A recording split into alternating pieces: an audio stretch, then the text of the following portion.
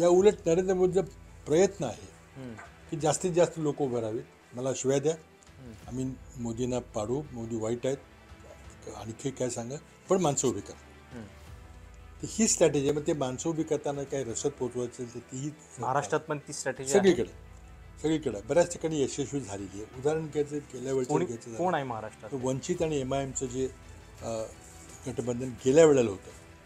पण मला एक दिवस जयंत पाटील गेल्या आठवड्यात, गेल्या 15 दिवसापूर्वी आले, माझ्या घरी खरडला आले आणि सांगितलं की आम्ही सगळी उमेदवारांची तपासणी करतोय. आणि ते बोलता बोलता म्हणजे तुम्ही उभं राहाल का? तर मी आत्ता उभं राहायला म्हटलं तर मी नाही नको म्हटलं तेच राहील. मग पण म्हटलं अट आहे की तुतारीवर राहिलं पाहिजे. अच्छा, तर म्हटलं तेच मागच्या वेळी तुम्हाला पक्षावरती लढू देत होते, यावेळी तुतारी. तुतारी. मला वाटतं पहिल्यांदा भाजपचा प्रवेश झाला अलीकडच्या काळात महाराष्ट्रात. पुलोच सोडून द्या, पुलोचमध्ये चिंचू प्रवेश झाला होता. पण पहिल्यांदा भाजपच्या हातात सत्ता आली ती त्या दिवशी आली.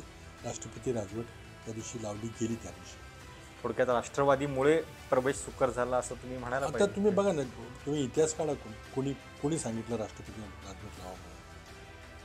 का कशी पाडलं सरकार, का पाडलं?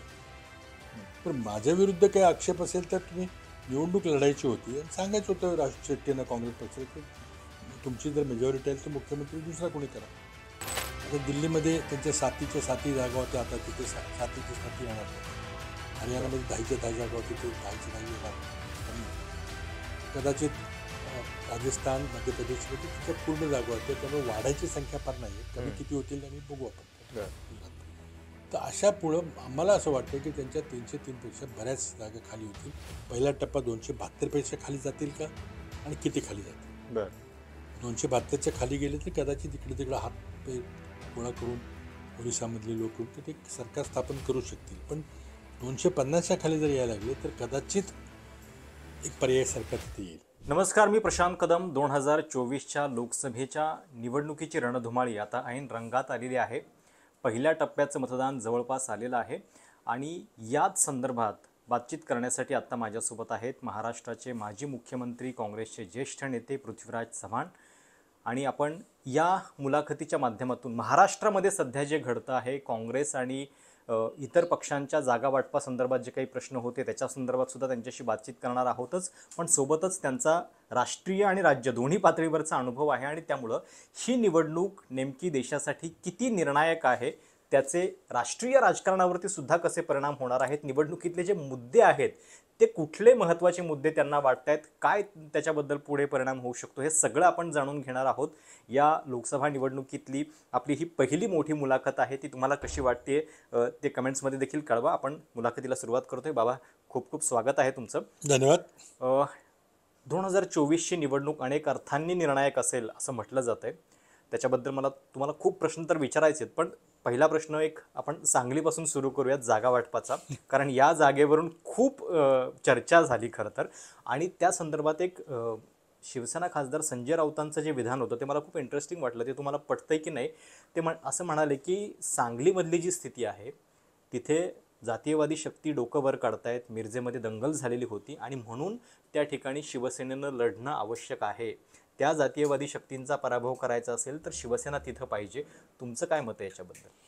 तर या सगळ्या प्रक्रियेमध्ये जेव्हा आपण अनेक पक्षांचं गठबंधन असतं किंवा आघाडी असते, कोएलिशन असते, त्यावेळेस 2 प्रश्न असतात. एक, कुठला पक्ष कोणती जागा लढवणार, आणि त्यानंतर मग ती एकदा पक्षाची जागा ठरली की तिथं उमेदवार कोण असणार. या दोन्ही गोष्टीमध्ये तिन्ही पक्ष चर्चा करतात. जागा वाटपामध्ये 3 पक्षांची चर्चा जास्त असते, उमेदवाराच्या निवडीमध्ये फार नसते, पण तो त्या पक्षाचा अधिकार असतो. पहिल्यांदाच महाराष्ट्रामध्ये 3 पक्षाची आघाडी होत आहे दोन्ही बाजूला. बरोबर. तर आम्ही 2 पक्षाची आघाडी ही 99 नंतर आम्ही राष्ट्रवादीबरोबर करत आलेलो आहोत. 2 पक्षाच्या आघाडीमध्ये प्रश्न असतातच, पण 3 मध्ये ते आणखी जास्त बिकट होते, मोठे कटकटीचे होतात. आणि त्याच्यामध्ये आणखी अडचण काय निर्माण झालेली आहे की पूर्वी 2 पक्षाच्या आघाडीमध्ये पास्ट परफॉर्मन्स, गेल्या निवडणुकीत कुणाचं किती मतं होती, कोण उमेदवार निवडून आला, सिटिंग गेटिंग होतंच, पडला तर मग 2 नंबरला कुठला पक्ष होता वगैरे वगैरे हेच आपण चर्चा करतो. यावेळेला 3 पक्षाची आघाडी करण्यामध्ये 2 पक्ष यामध्ये फार मोठी फूट व्हर्टिकल स्प्लिट झालेली आहे. त्यामुळे जरी एखाद्या पक्षानं मागच्या निवडणुकीमध्ये पक्षाने विजय मिळवला असता तर त्याचा तो खासदार त्यांच्याबरोबर आज आहे का. बरोबर. आणि मग महत्त्वाचा प्रश्न असा निर्माण होतो की जर तो निवडून आलेला उमेदवार जर गेला असेल तर मतदार त्याच्याबरोबर गेले का, दुय्यम कार्यकर्ते त्यावर गेले का नाही गेले. त्यामुळं निवडणुकीमध्ये पक्ष महत्त्वाचा आहे का उमेदवार महत्त्वाचा आहे, किंवा दोघांचं किती प्रमाणामध्ये यशामध्ये त्यांचा वाटा असतो, हा एक मोठा प्रश्न आहे जो अनउत्तरित आहे. आणि त्यामुळे यावेळेला आणखी अडचणी निर्माण झाल्या. पण एक गोष्ट आहे की 48 पैकी जवळजवळ 45 जागेवर निर्विवाद एकमत झालं होतं. बरं. फक्त 2-3 जागांचाच एक प्रश्न निर्माण झाला होता. त्याला अनेक कारणं आहेत. तुम्ही एका मतदारसंघाचं नाव घेतलं सांगलीमध्ये. काय होतं की तिथले कार्यकर्ते खूप आग्रही होते की अमुक अमुक पक्षांनी ती जागा लढवावी, कारण तिथं भाजपचा 2 वेळचा खासदार होता. तो एक काँग्रेसचा असलेला परंपरागत मतदारसंघ गेली 10 वर्ष भाजपच्या ताब्यात आहे. त्यामुळे यावेळेला तो भाजपकडून काढून घेणं, हिसकावून घेणं म्हणणार नाही मी, पण काढून घेणं आणि तिथं पुन्हा फुले शाहू आंबेडकरांच्या विचाराचं तिथे एक प्रतिनिधित्व येणं हे अतिशय महत्त्वाचं होतं. आता जेव्हा एकदा खासदार तिथं काम करतो त्याला प्लस मायनस दोन्ही असतात. अँटी इन्कम्बन्सी असते, त्यांनी बरीच कामं केलेली असतात आणि त्या कामामध्ये मग लोकांना उपकृत केलेलं असते, दोन्ही बाजू असतात. तर त्यामुळे ती निवडणूक फार सोपी नसते. म्हणजे अगदी खूपच अँटी इन्कम्बन्सी असली तर मग ठीक आहे, लोक नाराज असतात, पण तरी पण कोणाला गृहीत धरून चालत नाही. आणि अशा वेळेला त्या ठिकाणी अपक्षाचा उमेदवार अधिक प्रभावीपणे लढत देऊ शकेल. दुसऱ्या बाजूला ब पक्षाचं म्हणणं होतं की आमचा उमेदवार असू शकेल. तुम्ही काही संजय राऊत यांचं उदाहरण केलं. मी आता नावं कोणाची घेत नाही, पक्षाचे नाव ते जे विधान होतं ते खूप इंटरेस्टिंग होतं. ते म्हणाले की मिरजेमध्ये दंगल झाली, जातीयवादी शक्ती वाढत आहेत. एक प्रकारे त्यांचा पण एक रोख तुमच्याच नेत्यांवरती, काँग्रेस राष्ट्रवादीच्या नेत्यांवरती होता. तो इतिहास घडलेला आहे, त्यामध्ये मी काही बोलणार नाही. आजच्या घडीमध्ये दोघांचाही आग्रही मागणी होती की आम्ही लढतो तुम्ही लढतो. अजूनही कार्यकर्ते प्रयत्न करत आहेत. पण एकदा तो निर्णय झाला, म्हणजे आमच्या काँग्रेस पक्षाच्या श्रेष्ठींनी निर्णय दिला, तो कोणाला आवडो अगर न आवडो, तो निर्णय झालेला आहे. त्यामुळे तो चॅप्टर क्लोज झालेला आहे. सांगलीचा विषय काँग्रेससाठी संपलेला आहे. नाही, तो चॅप्टर क्लोज झाला आहे मी सांगतो. आणि त्यामुळं आमच्या संयुक्त पत्रकार परिषदेमध्ये मी 28 जागांचे आम्ही कुठला पक्ष लढणार ते जाहीर केलेलं आहे. त्यामुळे तो विषय 48 जागांचे आम्ही सर्व 48 जागांचे आम्ही उमेदवार जाहीर केलेले आहेत. आता 3 पक्षाची आघाडी आहे, परंतु या पुढे जाऊन मी असं सांगतो की ही जरी नावं जाहीर झाली असली तर कुठल्याही 2 पक्षांना म्युच्युअल कन्सेंटनी आपसामध्ये जर तुम्ही मान्य केलं तर तो उमेदवाराची अदलाबदली करता येऊ शकेल अगदी शेवटच्या क्षणापर्यंत. बरं. पण अशी अदलाबदल महाराष्ट्रात कुठं करायला पाहिजेत असं तुम्हाला वाटतं? कारण काय झालं, असं नाही, काय झालं की ही अदलाबदली म्हणजे हा मतदारसंघ तुम्ही घ्या, हा आम्ही घेतो, कारण आमच्याकडे या मतदारसंघामध्ये तुमच्यापेक्षा सक्षम उमेदवार आहे, ही चर्चा होऊ शकते.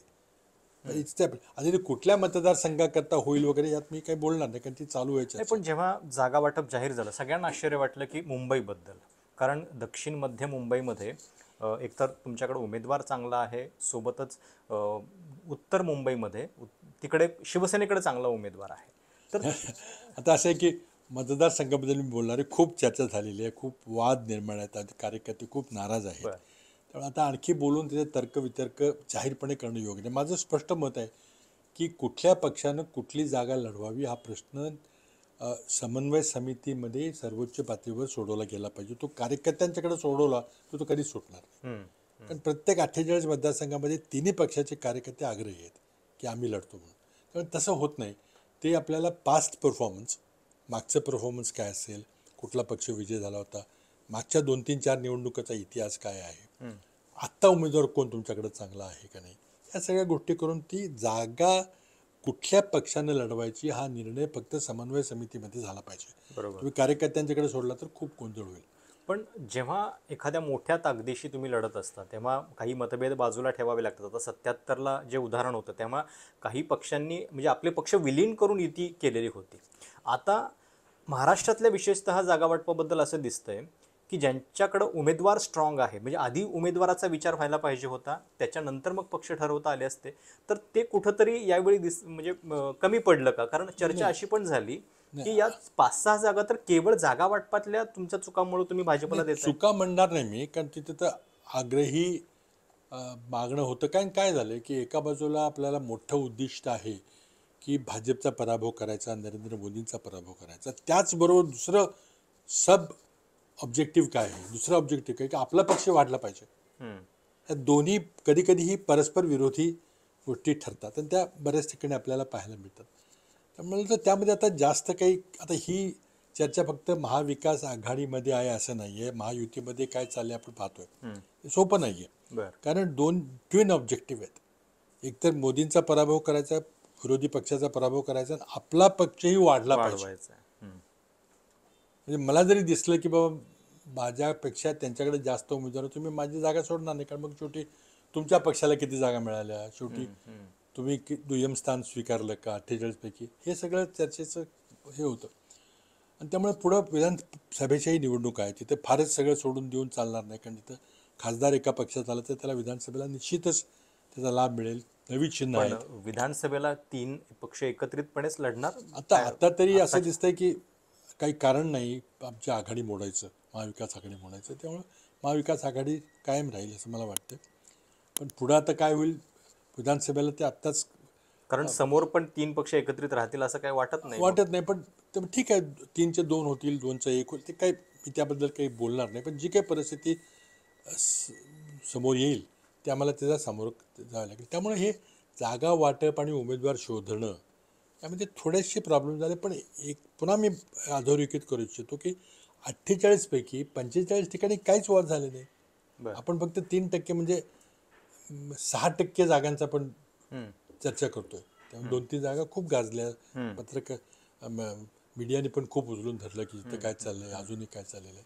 मला वाटतं फार मोठी गोष्ट नाही, पण कार्यकर्त्यांचे खूप आग्रही होते आणि त्यांना जर जागा मिळाल्या तर कार्यकर्ते खूपच नाराज झालेले आहे. ती वस्तुस्थिती आहे. बर आम्ही शेवटपर्यंत अपील केलं, आमच्या श्रेष्ठींच्याकडे अपील केलं, समोरच्या पक्षांची चर्चा अनेक वेळेला केली, पण ते शेवटी काहीतरी निर्णय घ्यावा लागतो, तो घेतला. 2014ला महाराष्ट्रामध्ये काँग्रेसच्या 2 जागा आलेल्या होत्या, 2019ला 1 जागा आली. यावेळी किती एक रिअलिस्टिक टार्गेट तुम्हाला दिसतंय काँग्रेसच्या, साधारणपणे किती जागा येऊ शकतील किंवा महाविकास नाही, आघाडी? मला वाटतं की आता असं आहे की 2-3 गोष्टी आहेत. कोणी काही वल्गना केल्या, कोणी 400 पार म्हटलं, कोणी काय 370 म्हटलं, कोणी 45 म्हटलं, तर ठीक आहे, ते निवडणुकीमध्ये कार्यकर्त्यांना प्रोत्साहित करण्याकरता करायच्या घोषणा असतात. पण जर अगदी प्रामाणिकपणे जर या निवडणुकीकडे पाहिलं तर एकतर असं आहे की मोदींच्या विरोधात कळत न कळत 2 वेळेची अँटी इन्कम्बन्सी आहे. अँटी इन्कम्बन्सी का म्हणतो मी, की त्यांनी दिलेली आश्वासनं पूर्ण झालेली नाहीत. बरं. लोकांना एक आपल्याला फसवलं गेल्याची भावना आहे. म्हणजे 14च्या आधीची आश्वासनं आपण आठवली. 19ला सांगितलं की नॅशनल सिक्युरिटीचा मुद्दा, आता तो कुठं गायब झाला मुद्दा. दर निवडणुकीला नवा मुद्दा येत राहतो. त्यामुळे एका प्रकारची वेगळ्या पद्धतीची अँटी इन्कम्बन्सी आहे. पण ती अँटी इन्कम्बन्सी अधोरेखित का होत नाही, तर मग पर्याय काय? म्हणून मग non devil is better than unknown असं जे म्हणतात, त्याप्रमाणे लोक म्हणतात की ठीक आहे, पर्याय म्हणजे पण त्याच्यामध्ये मोदींचा प्रयत्न चाललेला आहे की ही निवडणूक अमेरिकी राष्ट्रपती निवडणुकीसारखी करावी. ब्रिटिश पार्लमेंटरी डेमोक्रेसी जिथे 2 पक्ष लढतात, 2 पक्ष कुठल्या तरी विचारधारेवर आधारित असतात, पण ती आर्थिक असो ओके. वगैरे सोशल असो, आणि मग ती पक्ष निवडल्यानंतर त्यांच्या त्या पक्षाचे प्रतिनिधी निवडून जातात, मोठा पक्ष आपला नेता निवडतो, हा फरक आहे. त्यामुळे ब्रिटिश सिस्टीममध्ये अनेक वेळेला काही नेता किंवा पंतप्रधान असा प्रोजेक्ट होत नाही. पण अमेरिकन लोकशाहीमध्ये 2 जरी पक्ष असले तरी 2 माणसं लढतात राष्ट्रपती पदाकरता. हा फरक आहे. नरेंद्र मोदी ही निवडणूक अमेरिकन राष्ट्रपती निवडणुकीच्या धर्तीवर न्यायचा प्रयत्न करतात. हमारे पास तो मोदी है, तुम्हारे पास कौन है. मला याला एकच काउंटर उत्तर द्यावं वाटतं की 1977 साली इंदिरा गांधींनी आणीबाणी आणली आणि कदाचित आता लोकशाही संपुष्टात येईल असं एक वातावरण निर्माण झालं. त्याच्या विरोधात जयप्रकाश नारायणांनी मोठी एक आघाडी निर्माण केली, अनेक पक्ष त्यामध्ये विलीन झाले. मगाशी तुम्ही उदाहरण दिलं. त्यावेळेला कोण फेस होतं इंदिरा गांधींच्या समोर? नेते खूप होते, अनेक सक्षम नेते पंतप्रधान पदाचे लायक उमेदवार होते, पण सर्वांनी जयप्रकाश नारायणच्या आग्रहामुळे कोणीही पंतप्रधान पदाच्या खुर्चीकरता आधी भांडला नाही. बरोबर. आधी आपण निवडणूक लढवूया, आधी इंदिरा गांधीचा पराभव करूया आणि मग आपण काय करायचं ते बघू. बहुमत आल्यानंतर तसंच झालं. इंदिरा गांधीचा पराभव झाला, पक्षाचा झाला, त्यांचा स्वतःचा झाला आणि मग नंतर मोरारजी देसाईंची निवड झाली. आता असं का होऊ शकत नाही? नाही, याचं कारण असं दिसतं की भाजप अप्रत्यक्षपणे समोर राहुल गांधीच आहेत हे मतदारांना ठसवतंय. म्हणजे तुमच्याकडून जरी हे सांगितलं जात असेल की निवडणुकीनंतर ते ठरेल वगैरे, तरी ऑफिशियली हे डिक्लेअर नाही अजून की राहुल गांधी खरोखर पंतप्रधानपद स्वीकारणार आहेत की नाहीत. आणि भाजपचा प्रयत्न हाच आहे की मोदींच्या समोर कोण आहे तर राहुल गांधी आहे, त्यांना ती तुलना सातत्यानं हवी आहे. तर आता भाजप त्यांची रणनीती काय आखायची त्यांच्या हातात आहे, आम्ही आमची रणनीती काय आखायची आमच्या हातात आहे. ह्या निवडणुकीमध्ये सर्वात महत्त्वाचं सूत्र आहे. आपण जर 2014 आणि 19 आकडे पाहिले तर 14ला भारतीय जनता पक्षाला देशात फक्त 31% मतं होती. हो, ती 19ला वाढून 37% झाली, कारण बाळाकोटचं कारण झालं, बरोबर. राष्ट्रीय सुरक्षा, घर में जाके मारा वगैरे वगैरे झालं आणि त्यामुळे 60% मतं वाढली, गठ्ठा मतं वाढली, 37 झाली. आमचं म्हणणं असं आहे की भाजपचं कोर्स वोटिंग स्ट्रेंथ जी आहे ती 30-31% आहे. ती मग 2-3% समजा राम मंदिरामुळे वाढली तर 2-4% हे विषय जे निर्माण झालेले आहेत, महागाई, बेरोजगारी वगैरे, त्यामुळे ते कमी झालेलं आहे. आश्वासनं पूर्ण झालेली नाहीत वगैरे. तर त्यांची बेसिक कोर स्ट्रेंथ ती 31-32%, 30-31-32% आहे. पण काय होतं की विरोधकात 70% मतं जरी पडली त्याचं इतकं विभाजन होतं हो, की आपली जी first past the post system आहे, म्हणजे तुम्हाला जरी 10% मतं पडली तर इतरांच्या पेक्षा जास्त पडली जास्त तरी आहेत म्हणून तुम्ही तुम्ही निवडून येता. विजेता. ह्या पद्धतीमुळं फक्त 2 नंबरच्या विरोधकापेक्षा जास्त आपल्याला मतं पाहिजे तेवढंच त्यामध्ये पासतं, त्यामुळे माणसं निवडून नाही, पण येतात. मग तुमच्या बाजूने जो नेतृत्वाचा प्रश्न आहे तो तुम्हीच सोडवायचा आहे, तो सोडवला जात नाहीये ना, कारण आणि त्यामुळे भाजपला संधी मिळते. माझं म्हणणं आहे की नेतृत्वाचा प्रश्न निवडणुका आधी कशाला सोडवायची काय गरज आहे? आम्ही भाजपला विचारांची लढाईमध्ये आम्ही भाजपला पराभूत करणार आणि जेव्हा आमचे जास्त खासदार येतील 272पेक्षा जास्त, तेव्हा आम्ही बसून सेंट्रल हॉलमध्ये बसून मिटिंग करून एक नेता निवडू आम्ही बरं. आणि तो आमचा पंतप्रधान पदाचा उमेदवार राहील. हे का होऊ शकत नाही? हे 77 साली झालेलं आहे. अर्थात नेहमी सत्तेत असणारा माणूस हा तोच स्वतः प्रोजेक्ट करतो स्वतःला, आणि विरोधक अनेक वेळेला करत नाही. आपण राज्याच्या निवडणुकीमध्ये पाहिलेलं आहे, कित्येक वेळेला कोणी विरोधकांचा नेता नसतो किंवा विरोधकांचं नाव जाहीर करत नाही. पण दोन्ही पद्धतीने चालू शकतं. मला वाटतं ही लढाई जी आहे या देशामध्ये लोकशाही राहणार आहे का नाही. कारण मोदी जर तिसऱ्यांदा सत्तेत आले तर मग जे रशियामध्ये पुटिननी केलं, जे चीनमध्ये शी जिनपिंगनी केलं, की त्यांच्या घटनेमध्ये 2च टर्मची लिमिट परवानगी असताना त्यांनी घटना बदल करून तळहायात राष्ट्रपती होण्याची तरतूद करून घेतली. कारण हे सत्ता हे वेगळंच रसायन आहे आणि त्यामुळं 10 वर्षानंतर मोदी सोडतील का? आता दुसरी गोष्ट आहे की RSSमध्ये आणि भारतीय जनतामध्ये 75 वर्षानंतर रिटायर व्हायचा असे विचार आहे. मोदी सांगतील का की मी 75 झालो की मी रिटायर होईन?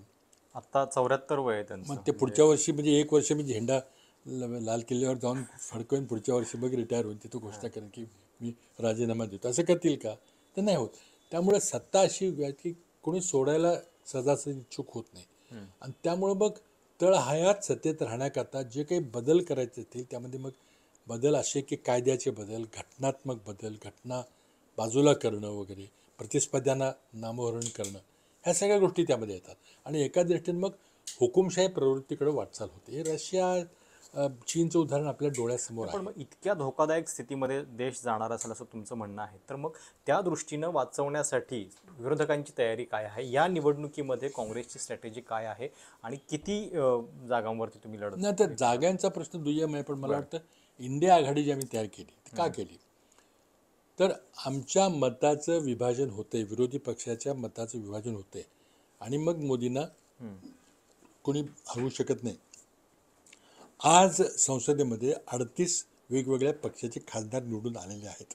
म्हणजे इतकं ते वेगवेगळ्या छोट्या पक्षांना मतदान झालेलं आहे 1% 1% हे मतांची विभागणी टाळायचा प्रयत्न आमचा आहे इंडिया आघाडीच्या माध्यमातून. ही रणनीतीचा भाग आहे.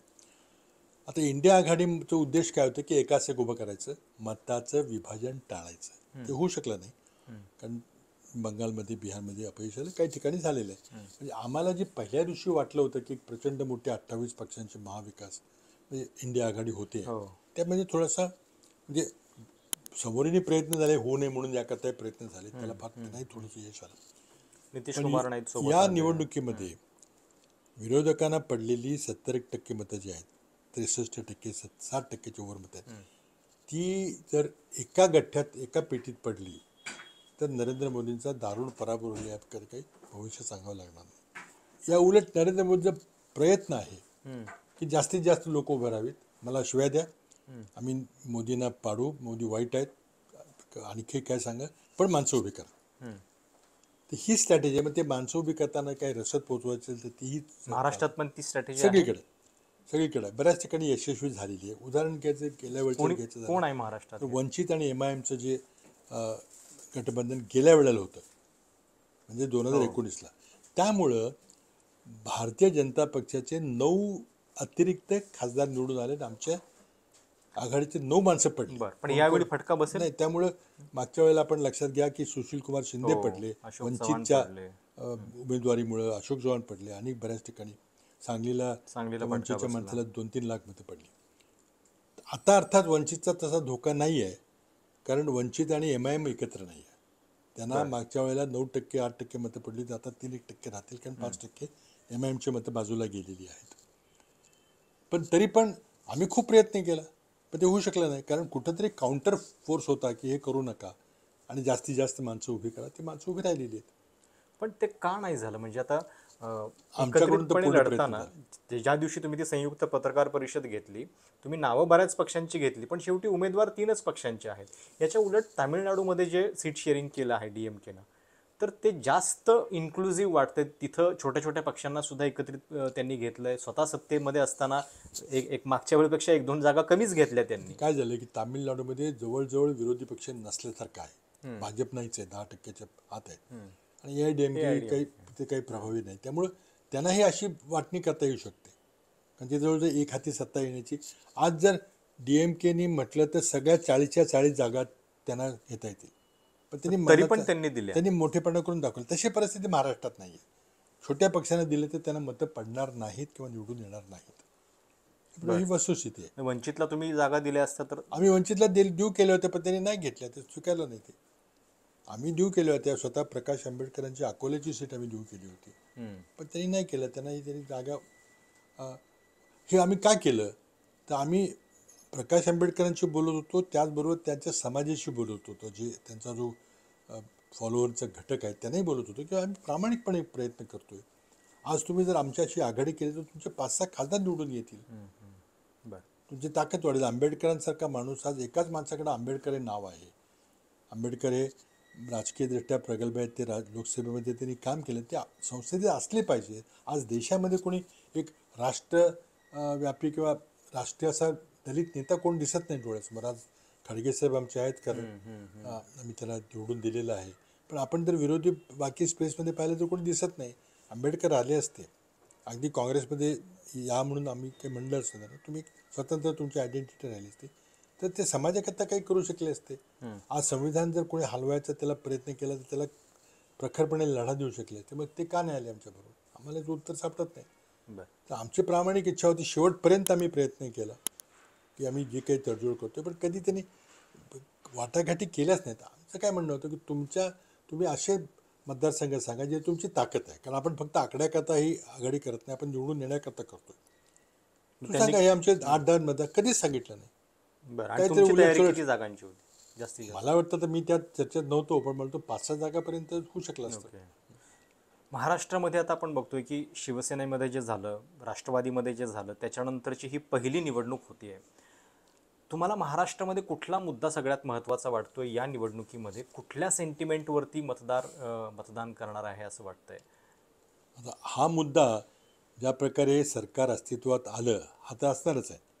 आणि जनतेचे प्रश्न काय आहेत की महागाई, बेरोजगारी, शेतकरी त्यांना मिनिमम सपोर्ट प्राईस मिळाली पाहिजे, त्यांना जगता येण्यासारखं त्याचं उत्पन्न झालं पाहिजे. म्हणजे आज जगता येणं शक्य नाही अशी परिस्थिती आहे. प्रचंड मोठ्या प्रमाणात आत्महत्या होत आहेत.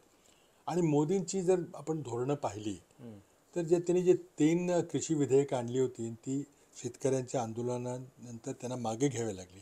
अक्षरशः सरकारचं नाक मातीत शेतकऱ्यांनी रगडलं आणि त्यामुळे त्यांचा झालेला अपमान भरून काढण्याकरता शेतकऱ्यांच्या ते सूड घेतात असं वातावरण आहे. आणि त्यामुळे शेतकरी वर्ग असेल, महिलांच्यावर अत्याचार होत आहेत. आणि मग सगळ्यात मोठा मुद्दा जो पहिला मुद्दा होता भ्रष्टाचार. आता भ्रष्टाचार हा आर्थिक पैशाचा भ्रष्टाचार असतो, मॉरल भ्रष्टाचार असतो, पॉलिटिकल भ्रष्टाचार असतो. आज महाराष्ट्रामध्ये जे सरकार निर्माण केले गेले मोदींच्या आशीर्वादामुळं, ह्या ज्या घटना महाराष्ट्रात घडल्या त्या मोदींना माहीत नव्हत्या असं नाही आहे. मोदींनी परवानगी दिल्यानंतर त्यांच्या आशीर्वादानं, त्यांच्या सक्रिय पाठिंब्यावर म्हणजे सगळा लॉजिस्टिकल सपोर्ट जो होता, सुरत असेल, गुवाहाटी असेल, सगळं भारतीय पक्षांनी पोचवलं आणि त्यांच्या नेतृत्वाखाली, त्यांच्या राजाश्रयाखाली हे सगळे स्वातंत्र्य झालं. त्यामुळे जे पॉलिटिकल भ्रष्टाचार हा निवडणुकीचा मोठा मुद्दा आहे. त्यामुळे एका बाजूला आपल्याला दिसतं की शिवसेनेमध्ये फूट पडली, 2/3 आमदार गेले, NCPमध्ये फूट पडली, 2/3 आमदार गेले. आता आमदार गेले, त्यांच्याबरोबर दुय्यम नंबरचे जे कार्यकर्ते जे निवडणुकीमध्ये म्हणजे प्रमुख असतात आणि त्यांना मतं देणारे कार्यकर्ते, कदाचित ते पक्षाचे सदस्य नसतील पण त्यांनी मतं दिली, ते गेलेत का? तर आमच्या निवडणुकीचा मुद्दाच हा आहे की तुम्ही विश्वासानं त्या आमदारांना निवडून आणलं, ते विश्वासानं तुमची त्यांनी मतं दिली, तुमच्या त्या विश्वासाला त्यांनी विकलं अक्षरशः पैशाला खोके घेऊन. म्हणजे आता हा जो फितुरीचा गद्दारीचा जो आरोप आहे, मला वाटतं महाराष्ट्राच्या मानसिकतेमध्ये, महाराष्ट्राच्या इतिहासामध्ये 2-3 वेळेला मोठी अशी गद्दारीची, विश्वासघाताची प्रकरणं झालेली आहेत आणि त्यामुळे महाराष्ट्राचा इतिहास बदललेला आहे. तर महाराष्ट्राची ओळख देशाला असा गद्दारांचा देश, विश्वासघातक्यांचा देश असं म्हणून पाहिजे का? लोकांना ते आवडलेलं नाही. आणि म्हणून या निवडणुकीमध्ये जो मोठा मुद्दा आहे तो हे लोकांच्या पोटापाण्याचे प्रश्न आहेत, अर्थव्यवस्था चालवण्यामध्ये मोदींचं अपयश आहे, छोटे उद्योग असतील, GSTचा त्रास, हे सगळं आहेच आहे. पण दुसऱ्या बाजूला हा राजकीय भ्रष्टाचार हा देखील एक मोठा निवडणुकीचा विषय आहे. आणि जर नेते गेले, आमदार गेले, त्यांची कामं तिथं मंत्रिमंडळामध्ये होतात म्हणून ते तिकडे गेले, पण मतदार गेलेत का? हा खरा निवडणुकीचा सवाल आहे. आणि आमचं आग्रही मत आहे की मतदार गेले नाहीत, त्यांना हे आवडलेलं नाही. ह्या गद्दारीची शिक्षा मतदार आपण निवडून दिलेल्या आमदारांना दिल्याशिवाय राहणार नाहीत. आणि म्हणून आम्हाला विश्वास आहे, तुम्ही जे विचारलं किती येतील, आम्हाला विश्वास आहे की या निवडणुकीमध्ये महाविकास आघाडीचं बहुमत आल्याशिवाय राहणार नाही. म्हणजे बहुमत म्हणजे निम्म्यापेक्षा जास्त जागा येतील. आता किती निश्चित येतील हे सगळे आमदार, एकदा तिकीटं फिक्स झाली, अजूनही 10 तिकीटं युतीने जाहीर केलेत, आमच्याकडचे काही 4-2 तिकीट अजून राहिलेले आहेत. ते सगळे झाल्यावर आणखी निश्चित आकडा सांगता येईल. पण आम्ही निश्चितपणे या 3 पक्षाच्या आघाडीमुळं आम्हाला जास्त मोठा फायदा होतोय भाजपपेक्षा. कारण पूर्वी शिंदे जरी नाव त्यांनी बदललं तर ते भाजपबरोबरच होते, पण त्यांच्या मतामध्ये तशी फार मोठी वाढ होणार नाही. फक्त अजित पवारांचा जो घटक आहे तो त्यांना थोडासा प्लस होईल, पण आम्हाला एक शिवसेनेचा मोठा घटक प्लस होईल आमच्याकडे. आम्ही पूर्वी कधीच शिवसेनेबरोबर गेलो नव्हतो आणि काही पॉकेट शिवसेनेचे आहेत, काही आमचे आहेत. आणि त्यामुळं शिवसेनेसोबत जे झालंय त्याच्यानंतर असं दिसतंय की म्हणजे भाजपच्या विरोधात पाय रोवून उभा असलेला पक्ष म्हणून सगळ्यात पहिली पसंती जी आहे ती कोणाला तर लोक ठाकरेंना बघतायत असं एक दिसतंय. म्हणजे मुंबईमध्ये ही पण थिअरी मांडली जाते की कदाचित मुस्लिम मतदार सुद्धा शिवसेनेला मतदान करेल म्हणून. मग अशा वेळी तुमच्या 3 पक्षांमध्ये म्हणजे भाजपला चॉईस म्हणून, त्यांच्या विरोधातला पर्याय म्हणून सर्वाधिक शिवसेनेला पसंती दिली जाते? नाही, असं नाही. काय आहे की शिवसेना हा महाराष्ट्राचा पक्ष आहे प्रामुख्याने, जरी ते काही ठिकाणी उमेदवार उभं करत असले, आणि तिथले नेतृत्व हे कम्प्लिटली एका व्यक्तीच्या हातात महाराष्ट्रात आहे. तसंच राष्ट्रवादी काँग्रेस शरद पवार गटाकडे आहे. सगळे नेतृत्व एका व्यक्तीच्या हातात. आमच्याकडे कसं आहे, आमचा राष्ट्रीय पक्ष असल्यामुळं निर्णय प्रक्रिया ही आमची वेगळी आहे.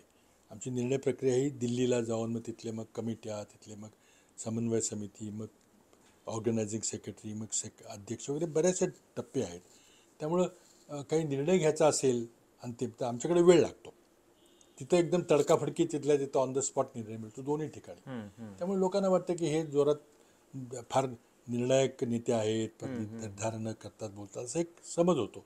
पण शेवटी मताची टक्केवारी पाहिली तर आमचा मोठा पक्ष आहे. विधानसभेमध्ये जर आमदारांची टक्केवारी पाहिली तर आम्ही खूप मोठ्या प्रमाणात आमदारांची संख्या आमची आहे. आमचा पक्ष फुटला नाही. शिवसेना फुटली, वर्टिकल पण फ्लिट तुमचे झाली. काही ज्येष्ठ नेते गेले आता. आता ते का गेले आपल्याला माहिती आहे. काही लोक पदाच्या आशेने गेले, त्यांना तिकीट मिळणार नव्हतं म्हणून मिलिंद देवरासारखे गेले, त्यांनी पद देऊन त्यांना घेतलं. काही नाही, ते इतर कारणाकरता गेले. ती कारणं आपल्याला सर्वांना माहिती आहे. त्यात आणि बोलण्याचं अजून नवीन डेडलाईन दिली जाते जून मध्ये, अजून काही लोक नाही. जातील पुढचं 4 काय जून होईल ते नंतर. लोकसभेच्या निकालावर बरंच काय अवलंबून राहील.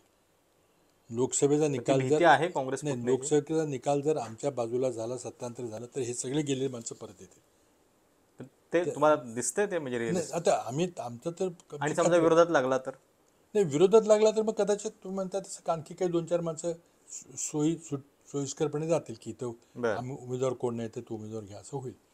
परंतु मी सांगतोय ना की जी 6 राज्य मी सांगितली, बंगाल, बिहार, UP, कर्नाटक, तेलंगणा आणि महाराष्ट्रसुद्धा, यामध्ये भाजपची संख्या कमी होणार आहे. ती आता 303 संख्या जी आहे ती खाली येईल, 272पेक्षाही खाली येईल. आणि मला असं वाटतंय, जे आमच्या अंदाज आकलन आमचं चाललं की 250च्या आसपास भाजपची संख्या येऊ शकते. आत्ता तरी सगळं टोटल चित्र 400 पारचा दावा करतायत अच्छा, ते. तुम्ही 500चा का नाही केला, मला हे जायचं वाटते. दावा करायला काही पैसे लागत नाहीत. त्यामुळे कार्यकर्त्यांना पण तुम्ही ज्या राज्यामध्ये सांगताय की जागा कमी होतील, भाजपचे अमित शहा हेच सांगतायत की उलट बंगाल, बिहार, UP मध्ये आमच्या जागा वाढतील, हा त्यांचा दावा आहे. त्याला आता हे आपण राज्यवार आपण चर्चा करू का वाढणार नाहीत म्हणून. बरं. ते आता ठीक आहे, तेवढी ती करायची काय. आता कर्नाटकमध्ये काय होईल? कर्नाटकमध्ये त्यांच्या मला वाटतं 25 जागा होत्या 28पैकी. आता काय होईल? आता आमच्या तिथे सरकार आहे, आमच्या 5ची गॅरंटीज तिथं अतिशय चांगल्या प्रकारे चालल्या आहेत. आम्ही जे आश्वासन दिलं होतं ते मी पूर्ण केलं. नरेंद्र मोदी सरकारने फसवलं नाही लोकांना. तर सगळ्या गॅरंटीज आलेल्या आहेत. आमच्या नवीन जाहिरातमध्ये नवीन गॅरंटीज आहेत आणि आम्ही ते करू. आर्थिक तुम्ही तरतूद त्याची शक्य नाही आहे, ती करू. तेलंगणामध्ये आमच्या जागा वाढतील, महाराष्ट्रामध्ये वाढतील, म्हणजे भाजपच्या कमी होतील. आणि तसंच UP, बिहार आणि बंगालमध्ये मोठी राज्य आहेत. तर आमचं आकलन आहे की ते तिथं होतील. तिथे कारण आहेत. UPमध्ये मायावतींचे लोक आहेत, ते काय करणार, अशा काही काही गोष्टी आहेत. पण वाढतील कुठं त्यांच्या? आता दिल्लीमध्ये त्यांच्या 7च्या 7 जागा होत्या, आता तिथं 7च्या 7 येणार नाहीत. हरियाणामध्ये 10च्या 10 जागा होती, तिथे 10च्या 10 येणार नाहीत, कमी होतील. कदाचित राजस्थान, मध्य प्रदेशमध्ये त्यांच्या पूर्ण जागा होत्या, त्यामुळे वाढायची संख्या फार नाही आहे. कमी किती होतील आम्ही बघू आपण त्या ठिकाणी गुजरात. तर अशा पुढं आम्हाला असं वाटतं की त्यांच्या 303पेक्षा बऱ्याच जागा खाली होतील. पहिला टप्पा 272पेक्षा खाली जातील का, आणि किती खाली जातील? बरं. 272च्या खाली गेले तर कदाचित इकडे तिकडे हात पे गोळा करून ओरिसामधले लोक की ते सरकार स्थापन करू शकतील. पण 250च्या खाली जर यायला लागले तर कदाचित एक पर्यायी सरकार तिथे येईल, ही शक्यता आहे. बरं. तर त्यामुळे निवडणूक ही फार सोपी आहे जर असती. काय झालं की राम मंदिराचा मुद्दा, भाजपला असं वाटलं की तो राम मंदिराचा मुद्दा बालाकोटसारखा होईल आणि एकदम 7-8% वाढ, त्यामुळे ते काही झालेलं नाही. तो काही क्लिक झाला नाही. ते एक इव्हेंट होती, त्या दिवशी इव्हेंट संपली. सरकारचा काहीच रोल नव्हता, मोदींची खुशारकी मिळण्याचं काही कारण नव्हतं. ते काही झालं नाही. त्यामुळे ते थोडंसं जे युद्धा मनस्थितीमध्ये आहेत. मग कुठं केजरीवालला अरेस्ट कर, कुठं हेमंत सोरेनला अरेस्ट कर, कुठं काँग्रेसचे अकाउंट फ्रीज कर, 4,000 मला कोटीचं ते नोटीस पण विचारायचं होतं, म्हणजे किती सिरियस आहे ते आता स्थिती काय आहे आहे. नेमकी? ते पण म्हणजे माझं काय म्हणणं की ह्या गोष्टी ज्यामुळे आंतरराष्ट्रीय पातळीवर याची दखल घ्यावी लागली. डेमोक्रेसी इंडेक्स VDM वगैरे करतात की बाबा भारतातली लोकशाही कमी कमी व्हायला लागलेली आहे, कदाचित हा ऑटोक्रेसीकडे देश चाललेला आहे, असं लोकांचं मत आहे. पण त्याला मोदी काही त्याला लक्ष देत नाहीत, भीक घालत नाही, ती गोष्ट वेगळी आहे. पण जगात लोकांना चिंता आहे की सर्वात मोठी लोकसंख्या असलेला देश आज लोकशाही म्हणून काम पुढे करेल का नाही करेल याबद्दल चर्चा, म्हणून लोक आपली खबर घेतात. आफ्रिकेमध्ये बारके बारके देश आहेत, रोज कुठलं तरी बंड होतं, कुठंतरी कू होतो, कुठंतरी सत्तांतर होतं, फार कोणी दखल घेत नाही. पण भारताची दखल लोक घेत आहेत. म्हणून जरी मोदींनी काही जरी केलं तरी आज जर्मनीमधले, अमेरिकेमधले, युनायटेड नेशनच्या लोकांनी खबर घेतली की आम्हाला चिंता आहे म्हणून. पण का करावं लागतं? आज केजरीवालांना निवडणूक प्रचार करता येऊ नये म्हणून का प्रयत्न करत आहेत? तो जो आरोप आहे तो खरा आहे का खोटा आम्हाला माहिती नाही. तुम्हाला जर त्यांच्याबद्दल सज्जड पुरावा असेल तर तुम्ही कोर्टात केस चालवा, पण त्यांना तुरुंगात टाकायची काय गरज आहे? आपल्या देशामध्ये बेल नॉट जेल असा नियम आहे, मग तिथे जेल का दिली? आता काँग्रेस पक्षाची 4,000 कोटीच्या इन्कम टॅक्स नोटीस आलेल्या आहेत. 5,000 पक्ष देशात आहेत. आमच्या एका पक्षालाच का नोटीस दिली जाते? आम्ही प्रचार करू नये म्हणून आमचे हात का बांधायचा प्रयत्न चालला? ही भीती का? आणि मग अनेक गोष्टी आहेत खुलेआम. तुम्ही एका बाजूला म्हणता की महाराष्ट्रामध्ये 70,000 कोटीचा सिंचनाचा घोटाळा राष्ट्रवादीने केला आणि 2 दिवसांनी त्यांना मंत्रिमंडळात घेता. हे लोक काही बघत नाहीत. काही देवेंद्र फडणवीसांनी अजित पवारांच्याबद्दल काय वक्तव्य केली होती, व्हिडिओ सगळे सुदैवाने आहेत. पूर्वीच्या काळामध्ये नेहरूंच्या काळामध्ये काय बोललो कोण काही माहीत नव्हतं, कोणी दिलं असेल तर ठीक आहे. आता सगळे व्हिडिओ आहेत. पण सिंचन घोटाळा आणि शिखर बँक घोटाळा याच्याबद्दल वारंवार असं म्हटलं जातं की त्याच्याबद्दल तुम्ही पण खूप म्हणजे भूमिका अशी बजावली की राष्ट्रवादीचे नेते अडचणीत येत आहेत तर येऊ द्यात म्हणून वगैरे. चुकीचा आरोप आहे, बिलकुल चुकीचा आरोप आहे. राज्य सहकारी बँक ही अडचणीत आली होती, तोट्यात गेली होती आणि रिझर्व्ह बँकेचे गव्हर्नर त्यावेळेला रघुराम राजन मला जेव्हा भेटले तेव्हा त्यांनी सांगितलं की तुमच्या बँकेला 70 वर्ष झाली बँकिंग लायसन्स नाही. राज्य सहकारी बँकेला बँकिंग लायसन्स नाही आणि रिझर्व्ह बँकेने नियम केला की कुठलीही संघटना बँक म्हणून काम करू शकत नाही जोपर्यंत त्यांच्याकडं बँकिंग रेग्युलेशन ॲक्ट या कायद्याखाली लायसन्स नाही. मी नवीन आलो होतो, आमची बैठक वर्षावर चालली होती. मी लगेच अधिकाऱ्यांना विचारलं की भाई गव्हर्नर साहेब म्हणतात की आपल्या बँकेला लायसन्स नाही, खरं आहे का? ते म्हटलं हो खरं आहे. आणि म्हटलं का नाही घेतलं? तर नाही म्हणजे पूर्वी काही गरज नव्हती. म्हटलं सॉरी मला काय माहीत नव्हतं. मी लगेच उद्या आम्ही अर्ज करतो, आम्हाला द्या लायसन्स. लगेच करतो. आमची आशिया खंडातली मोठी बँक आहे, चांगली बँक आहे. ते म्हटले तुम्ही अर्ज केला तर लायसन्स देता येणार नाही. कारण का देता येणार? ते म्हणजे तुमच्या बँकेला 1100 कोटीचा तोटा आहे. त्यामुळे निगेटिव्ह नेटवर्थ असलेल्या संस्थेला मी नवीन बँकेला देऊ शकत नाही. पुन्हा विचारलं खरं आहे का? ते म्हटले खरं आहे. मग आता काय करायचं? ते म्हटले अशा तोटा झालेल्या बँकेचं मला डायरेक्टर बोर्ड बरखास्त करावं लागेल. हा RBIचा नियम आहे. मला बँक म्हणून तुम्हाला चालू काम करू देता येणार नाही. 2 पर्याय आहेत. इथं तुम्ही सोसायटी म्हणून काम करा, राज्य सहकारी सोसायटी, किंवा ते म्हटले गुजरात बँकेमध्ये ते मोठी सक्षम बँक आहे त्यामध्ये मर्ज करा. हे दोन्ही शक्य नव्हतं. मग म्हटलं ठीक आहे, मग बोर्ड बरखास्त झाले तरी चालेल, पण फक्त एकच आहे की तिथं प्रशासक जे तुम्ही बसवाल ते प्रशासक आम्ही आमच्या सहकार्याची चर्चा करून आम्ही नेमतो चांगले. आणि आम्ही त्या ठिकाणी प्रशासक 2 नेमले. दोन्ही IAS अधिकारी होते, एक फायनान्स सेक्रेटरी वित्त सचिव आणि एक सहकार सचिव. आणि त्यांना मी खाजगीमध्ये सांगितलं की मी जरी फोन केला की अमुक काम बघाय करा तर तुम्ही बिलकुल करायचं नाही, जे योग्य असेल ते करा. मला ही बँक फायद्यामध्ये पाहिजे. हा महाराष्ट्र राज्य सहकारी बँक हा महाराष्ट्राच्या अर्थव्यवस्थेच्या पाठीचा कणा आहे, सहकारी चळवळीचा पाठीचा कणा आहे, ही टिकली पाहिजे. 2 अधिकाऱ्यांना मला धन्यवाद द्यायचे, श्रीवास्तव आणि गोयल. 3 वर्षामध्ये त्यांनी 700 कोटीचा प्रॉफिटचा चेक आणून दिला. 1100 कोटीचा तोटा संपला आणि 700 नुकसान व्हायचा प्रश्न नाही आहे. आता प्रश्न असा आहे की कोण चालवत होतं, काय होतं, त्यामध्ये मला जायचं. तेच तुम्ही केलं ते नियमानुसार केलं समजा. बँक वाचवण्याकरता ती बँक वाचली आज. पण आजही तिथे निवडणूक घेतली जात नाही, तिथे प्रशासकच आहेत. किती वर्ष झाली? 2011ची गोष्ट आहे. आज जवळजवळ 15 वर्ष झाली, 13-14 वर्ष झाली. अजूनही तिथे प्रशासक आहे. बँक मजबूतीने चाललेली आहे. पण 2014ला मग आघाडीचा जो पराभव तो निर्णय योग्य होता का चुकीचा होता? त्यामध्ये कुणाचं नाव घेतलं का? मी कुणाला सांगितलं का तुम्ही असं केलं? ते त्यात काहीच नव्हतं, फक्त बँक वाचवली आम्ही. आता त्यामध्ये काय झालं? आता जो 25,000 कोटीचा मनी लॉन्ड्रिंगचा आरोप आहे तो वेगळा आहे, कृपया लक्षात घ्या. म्हणजे काय झालं की बँकेची संस्था वापरून आपल्याकडे असलेला काळा पैसा बाहेर पाठवला किंवा त्याला पांढरा केला असा आरोप आहे, ज्यामुळं ईडीची चौकशी चालू आहे. तो वेगळे विषय आहेत दोन्ही. ती बँक वाचलेली आहे, ईडीची चौकशी अजून चालू आहे. त्यामध्ये मध्यंतरी आम्ही ऐकलं की राज्याच्या इकॉनॉमिक ऑफेन्सेस विंगनी हा प्रकरण बंद करा म्हणून आरोप केला, तर ईडीने नाही केलं.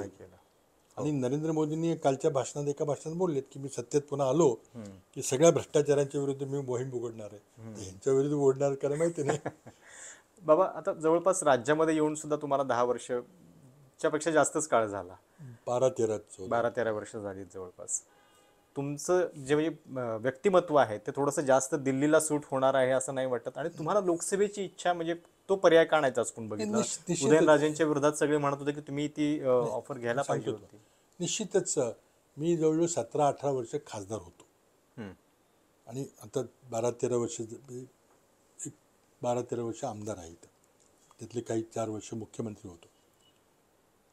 दिल्लीला मी चांगलंच काम केलं, मला तिथं मंत्री म्हणून काम करण्याची संधी मिळाली आणि संसदचे कामकाज वगैरे मला हे सगळं सुरुवातीपासूनच अंघोळ निवडणं, भाषेचा काही प्रश्न नव्हता.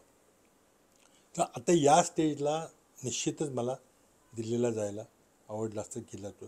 पण आता लोकसभेची जर राज्यसभेमध्ये जायचं असलं तर तो पक्षश्रेष्ठीचा निर्णय आहे. बरोबर. ते कोणाला देतील काय देतील. पण जर लोकसभा लढवायची असेल तर माझी सातारची जागा ही राष्ट्रवादी काँग्रेसकडं 2004 पासून आहे. 2004 पासून प्रत्येक निवडणूक ही राष्ट्रवादी काँग्रेसने लढवलेली आहे. मागच्या निवडणुकीमध्ये असा विषय झाला होता किंवा उदयनराजेंनी राजीनामा देऊन भाजपमध्ये गेले तेव्हा मला पोटनिवडणुकीत. पवारसाहेबांनी स्वतः विचारलं होतं की तुम्ही उभं राहता का सातारला लोकसभेला. तर मी म्हटलं मी पक्षाचे विषय आहे ते म्हटलं नाही, पक्षाचा नाही, तुम्ही तुमच्या पक्षाकडून उभं राहा बरं. असं मला सांगितलं. मी म्हटलं नाही, मला आमच्या अध्यक्षांना सोनिया गांधींना विचारावं लागेल. ते म्हटले नाही, मी बोललो, तुम्ही बोला त्यांच्याशी. मी सोनिया गांधींना फोन केला. ते म्हटले पवारसाहेबने बोला की ऐसे ऐसे करके बदल देंगे करके. मग मला आश्चर्याचा धक्का बसला. मी दिल्लीला गेलो होते ना, सगळी परिस्थिती समजावून सांगितली. त्यांनी सांगितलं की ते खरंच देत असतील ते आणि विजय मिळत असेल तर बरं, आम्हाला इथं गरज आहे, कारण संख्या फार कमी होती. पण नंतर अंतर्गत त्यांच्या काही गोष्टी झाल्या, बरं. त्या मी त्यात काही जास्त खोलात जात नाही. आणि मग दुसऱ्या दिवशी मला पवारसाहेबांचा फोन आला की आमचं काही एकमत त्यांनी शब्द वापरला की आमचं काही एकमत झालेलं नाही. म्हणजे मला तिकीट, मला जागा देण्याबद्दल. 2019ची पोटनिवडणुकीची गोष्ट आहे. ओके. म्हणजे ऑक्टोबरमधला विषय आहे. तर एकमत होत नाही, तर मी काही मागितलं नव्हतं, त्यांनी स्वतःहून दिलं होतं. मी म्हटलं तसं असेल तर मग आपण श्रीनिवास पाटील यांना आपण उमेदवारी देऊया. आणि आम्ही लगेच दोघांनी एकमत झालं, ते आले केले, त्यामुळे त्यांना 90,000 निवडून दिलं मागच्या वेळेला. हा विषय मागे झाला होता. आता पुन्हा काय झालं यावेळेला, आता पुन्हा तीच परिस्थिती आहे. श्रीनिवास पाटील हे कदाचित ते वयामुळं त्यांनी नकार दिला असेल. पण मला एक दिवस जयंत पाटील गेल्या 15 दिवसापूर्वी आले, माझ्या घरी खरडला आले आणि सांगितलं की आम्ही सगळी उमेदवारांची तपासणी करतोय. आणि ते बोलता बोलता म्हणजे तुम्ही उभं राहाल का? तर म्हटलं मी आत्ता उभं राहायला म्हटलं तर मी राहिलो उभं. म्हटलं नक्कीच राहिलो. मग पण म्हटलं अट आहे की तुतारीवर राहिलं पाहिजे. अच्छा. तर म्हटलं ते म्हणजे मागच्या वेळी तुम्हाला पक्षावरती लढू देत होते, यावेळी तुतारी. यावेळी तुतारी म्हटली. तर म्हटलं ते शक्य नाही. आणि मग तिथं ते थांबलं सगळं. की मला बरेचसे कॉन्टॅक्ट झाले, का नाही करत, कसं करत नाही. म्हटलं यावेळेला पक्ष बदलणं आणि लोकसभेकरता ही मला योग्य वाटत नाही. तुमच्याकडे जो कोणी सक्षम उमेदवार असलं करा, आम्ही त्याचा प्रयत्न करू. पण कसल्याही परिस्थितीमध्ये सातारा लोकसभा मतदारसंघाचा इतिहास आहे की कोणीही भाजपच्या विचाराचा अजून खासदार इथं झालेला नाही. तो आपण इतिहास कायम ठेवला पाहिजे आणि आपण ताकदीने ही सीट लढली पाहिजे. तुम्हाला जे काही योग्य वाटेल तो तुम्ही निर्णय घ्या. त्यांनी घेतला निर्णय. त्यामुळे आता तो विषय तिथं संपलेला आहे. आणि हा प्रश्न फक्त आमच्या दोघांचा होता, म्हणजे राष्ट्रवादी काँग्रेस आणि मी वैयक्तिक. ओके. कारण हा काही 3 पक्षाचा महाविकास आघाडीचा नव्हता, इतरांचा काही संबंध नाही. तर तो विषय तिथं संपला. ओके. एक शेवटचा प्रश्न मग तुम्हाला विचारायचा आहे. 2014ला जी निवडणूक झाली ज्याच्यामध्ये काँग्रेस आणि राष्ट्रवादीचा पराभव झाला, त्या पराभवानंतर म्हणजे आत्तासुद्धा काँग्रेसमध्ये खूप मोजके लोक आहेत की ज्यांचं, म्हणजे तुम्ही बोललात की राज्यभर सगळे ऐकतात, तुमच्या बोलण्याकडे सगळ्यांचं लक्ष असतं, पण तरीसुद्धा मग हायकमांडकडून थोडंसं दुर्लक्ष होतं आहे का? आणि ती शिक्षा तुम्हाला ते 2014चा जो पराभव झाला त्याच्यामुळं होताना दिसत नाही. तर 2014च्या पराभवाचं नीट कोणी विश्लेषण केलेलं नाही. बऱ्याच जणांना माहिती नाही काय झालं, कारण लगेच पब्लिक मेमरी शॉट, सगळे स्वतंत्र लढले, सगळे. नाही, काय झालं, आमचं सरकार पाडलं गेलं राष्ट्रवादी काँग्रेसकडून. हो, राष्ट्रपती राजवट लागली होती. राष्ट्रपती राजवट लागवायची विनंती केली राष्ट्रवादी काँग्रेसकडून. ती विनंती केली गेली. कारण मी जेव्हा सरकार पाठिंबा काढून घेतला तेव्हा मी राजीनामा दिला. मग राज्यपालांनी मला पत्र दिलं की पर्यायी व्यवस्था होतोपर्यंत किंवा निवडणूक होतो तुम्ही हंगामी मुख्यमंत्री म्हणून काम करा. पण दुसऱ्या दिवशी राष्ट्रवादीचे नेते गेले आणि ते सांगितले की नाही इथं राष्ट्रपती राजवट लावा. आणि त्या दिवशी पहिल्यांदा भाजपचं राज्य महाराष्ट्रात आलं राष्ट्रपती राजवटीच्या माध्यमातून. मला खात्री आहे की आम्ही जर आणि अचानक सरकार पाडलं मला माहिती नव्हतं. एका बाजूला भाजपची घोषणा झाली की आम्ही शिवसेनेची युती तोडली आणि दुसऱ्या बाजूला अर्ध्या तासात लगेच घोषणा झाली की आम्ही काँग्रेसची युती तोडली. हां, म्हणजे त्यांची झाल्यानंतर पाठोपाठ तुमची पण होणं हा एक वेगळा योगायोग होता. सिंक्रोनाइज होतं ते, म्हणजे ठरवून झालं होतं असं मला वाटतंय. पण माझं अजूनही मत आहे की जर आम्ही एकत्र लढलो असतो तर मी माझ्या वतीनं मुख्यमंत्री होतो, निवडणुकीची मी तयारी करत होतो. आम्ही 138 288 पैकी 138 जागांची आम्ही तयारी केली होती. मग ती सगळी व्यवस्था करणं, लॉजिस्टिक्स वगैरे करणं सगळी 200 अचानक ही युती तुटल्यावर 288 तयारी आम्हाला करावी लागली. आणि एकदा मेसेज गेला की यांची युती तुटलेली आहे त्यामुळे हे आता सत्तेत येणार नाहीत. आणि म्हणून मग ते सगळं विचित्र झालं, छिन्नविच्छिन्न झालं. आम्ही जर एकत्र लढलो असतो तर मला अजूनही खात्री आहे की काँग्रेस राष्ट्रवादी काँग्रेसचे सर्वाधिक आमदार आले असते. कदाचित 144 वर आम्ही गेलो असतो नसतो माहिती, तेव्हा सरकार आमचं स्थापन होऊ शकलं असतं. भाजपचं म्हणजे सरकार आलं त्यांची असतं. युती तुटल्यानंतर तुमची पण लगेच तुटण्याचं काय कारण होतं? उलट तुम्ही संधी शोधायला पाहिजे होती इतक्या कठीण काळामध्ये. त्यामुळे ती तुटायला तोपर्यंत नको मोदी लाट होती. दिसलेली होती तुम्हाला देशामध्ये. तर ती जी संधी तुटती, आमची आघाडी तुटली, त्यामुळे मग एकदम त्यातून आम्ही खाली जात गेलो. त्यानंतर झालेल्या त्या आधीच्या लोकसभा निवडणुका देखील फार काही चांगल्या झाल्या नव्हत्या, 2च आमदार. त्यावेळेस मोदी वेव होती हे मान्य करावं लागेल. पण सरकार पाडलं. आता ठीक आहे, तर पाडलं ते जबाबदारी सर्वांनी काँग्रेस नेत्यांनी घेतली, आम्ही घेतली सगळी. पण मला वाटतं पहिल्यांदा भाजपचा प्रवेश जो झाला अलीकडच्या काळात, महाराष्ट्रात. पुलोच सोडून द्या, पुलोचमध्ये चिंचू प्रवेश झाला होता. पण पहिल्यांदा भाजपच्या हातात सत्ता आली ती त्या दिवशी आली. राष्ट्रपती राजवट त्या दिवशी लावली गेली त्या दिवशी. थोडक्यात राष्ट्रवादीमुळे प्रवेश सुकर झाला असं तुम्ही म्हणायला आता पाहिजे. तुम्ही बघा ना, तुम्ही इतिहास काढा, कोणी सांगितलं राष्ट्रपती राजवट लावा म्हणून? कशी पाडलं सरकार, का पाडलं? पण माझ्या विरुद्ध काही आक्षेप असेल तर तुम्ही निवडणूक लढायची होती आणि सांगायचं होतं राज शेट्टींना, काँग्रेस पक्षाला, की तुमची जर मेजॉरिटी आली तर मुख्यमंत्री दुसरा कोणी करा. पण माझं वैयक्तिक काहीच नव्हतं. आता सिंचन घोटाळ्याचं पण बोललो. तर मी जेव्हा मुख्यमंत्री म्हणून आढावा घेतला तेव्हा एका अर्थमंत्री अजित पवार होते, त्यांच्या मंत्रालयाने जो वार्षिक आर्थिक पाहणी अहवाल सादर केला होता त्या वर्षीचा, त्यामध्ये पाहिलं त्यामुळे स्पष्ट लिहिलं होतं की 10 वर्षामध्ये 70,000 कोटी रुपये खर्च होऊन सिंचनाची टक्केवारी 18%हून 18.1% झालेली, म्हणजे 0.1% वाढलेली 10 वर्षामध्ये. आता ही परिस्थिती जर असेल तर ह्याची चर्चा तर केली पाहिजे. आता यामध्ये घोटाळा झाला आहे, कोणी पैसे खाल्ले, तसं मी कोणीच म्हटलं नाही. तसं असतं तर मी अँटी करप्शन ब्युरोकडे ती केस दिली असती. मी फक्त सांगितले की काय चाललंय काय. उदाहरणार्थ गोसी खुर्द प्रोजेक्ट आहे नागपूरचं. 86 साली राजीव गांधींनी भूमिपूजन केलं. 5 वर्षामध्ये 380 कोटीचा प्रकल्प होता, पूर्ण व्हायचा होता. मी मुख्यमंत्री जेव्हा 2010 साली जेव्हा आढावा घेतला तर 16,000 कोटीने अजून पूर्ण झालेलं आहे. आता तर त्याची किंमत मला वाटतं आणखी 24,000 कोटीकडे गेलेली आहे. असं का होतं आहे? तर याची माहिती द्या म्हणून मी त्यांना व्हाईट पेपर द्या म्हणून सांगितलं, श्वेतपत्रिका. आता श्वेतपत्रिकेचा अर्थ महाराष्ट्रात एक चौकशी आहे असा होतो हे मला माहीत नव्हतं, कारण हा आंतरराष्ट्रीय शब्द आहे. आणि प्रत्येक सरकार, अगदी युनोपासून ते सगळं अमेरिकन सरकारपासून भारत सरकारने श्वेतपत्रिका काढत असतं. श्वेतपत्रिका ही सरकारकडून जनतेला दिलेली अधिकृत माहिती असा त्याचा अर्थ आहे. पण इथं त्याचा अर्थ काढला, आमच्या मागं लचांड लावलं, आमच्या मागं त्याच्यात काय आहे प्रत्यक्ष याच्यापेक्षा तो असा भ्रष्टाचारच झालाय. मला माहीत नव्हतं की आपण हा शब्द वापरायला नको होता. पण माहिती मी इरिगेशन डिपार्टमेंटकडून घेतली. मी होम मिनिस्टरच्या अँटी करप्शनकडे दिली नाही की घोटाळा बघा म्हणून. ते नंतरच्या पुढच्या गोष्टी आहेत. ओके. तर त्यामुळे ते त्या झाल्या आणि त्यामुळे राग आला, त्यांनी राग माझ्यावर काढला. ठीक आहे.